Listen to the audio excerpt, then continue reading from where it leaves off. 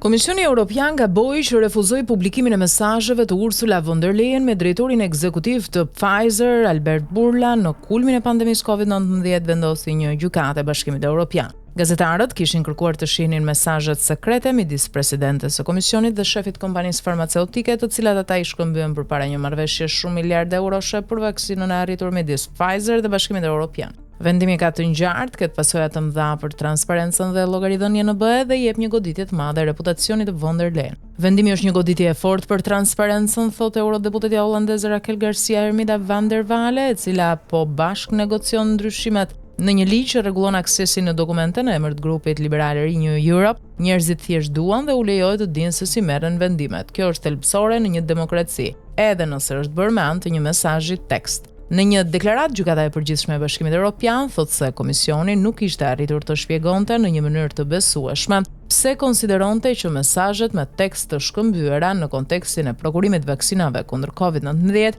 nuk përmbanin informacione të rëndësishme, ruajtja e cilave duhet të sigurohet. Thelbi i çështjes është nëse mesazhet me tekst duhet klasifikohen si dokumente dhe për këtë arsye të jenë të pranueshme për të publikuar në emër të transparencës. Ndërsa aktivistët dhe shumë vëzhgues të jashtëm thonë se ato duhet të trajtohen njësoj si çdo mjet tjetër komunikimi zyrtar kur lidhen me hartimin e politikave. Komisioni tha se nuk duhet. Transparenca ka qenë gjithmonë me rëndësi të madhe për komisionin dhe presidenten von der Leyen. Në vijim, komisioni thekson, ne do të vazhdojmë të përmbahemi në mënyrë strikte kuadrit fort ligjor në fuqi për të zbatuar detyrimet tona. Ai tha se do të vendos prapa dhe mëtejshëm.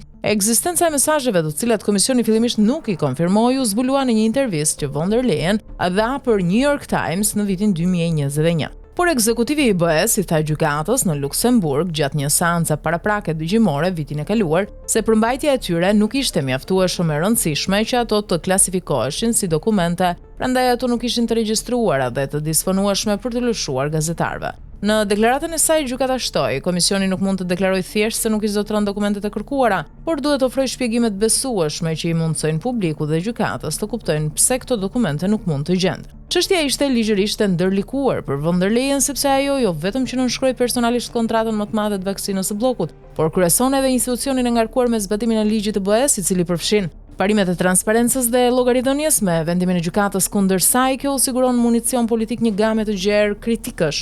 Por gjithashtu, ky është një turp i madh, duke pasur parasysh se kanë kaluar vetëm pak muaj pasi ajo u zotua publikisht se do të mbronte standardet e transparencës, efikasitetit dhe ndershmërisë në mandatin e saj të dytë. Çështja u iniciua nga The New York Times dhe i shefi i byros së saj në Bruksel, i cili ngriti një padi kundër vendimit të komisionit për të mos publikuar mesazhet me tekst në vitin 2022. Ekzistenca e mesazheve u zbulua në një intervistë për New York Times në prill 2021. Ku Bourla i përshkroi shkëmbimet e tyre si nxitje të besimit të thellë dhe lehtësim të negociatave për një marrëveshje të konsiderueshme vaksinash. Kjo marrëveshje e finalizuar në maj 2021 përfshinte angazhimin e BE-s për të blerë deri në 1.8 miliard doza të vaksinës Pfizer-BioNTech kundër COVID-19, më e madhja deri më tani nga të gjitha marrëveshjet e nënshkruara nga Brukseli.